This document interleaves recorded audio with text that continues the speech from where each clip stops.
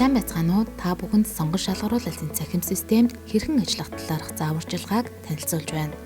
Та цахим сонгон шалгаруулалтад оролцохдоо суурин компьютер болон зөөврийн компьютер ашиглан нэвтэрч ороорой.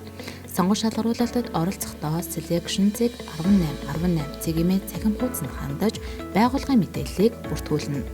Бүртгүүлэгдэх хэсэгт нэвтрэн улсын бүртгэлийн гэршилгээн дээр 7 орон бүхий регистрийн дугаарыг оруулж байгууллага хэсгээс байгууллагынхаа нэрийг сонгоно. Дараа нь ирэх бүхий албан тушаалтны мэдээллийг бүрэн бөглөж, сонгон шалгаруулалтын хугацаанд харилцах имэйл хаягийг оруулах бөгөөд тавх системд нэвтрэх нууц үгийг үүсгэж өгнө.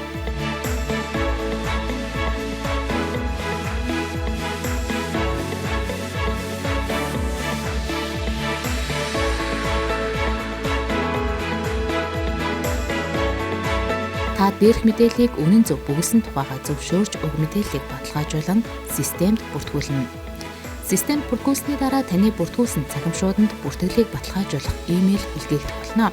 Та бүртгэлтэй имэйл хаягт хандаж, эрүүл мэндийн даатгалын ерөнхий газраас ирүүлсэн цахим шуудангийн мэдээллийг баталгаажуулах товчийг дарж бүртгэлээ баталгаажуулна.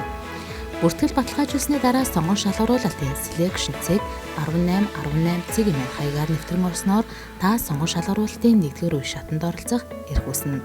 Танд амжилт хүсье.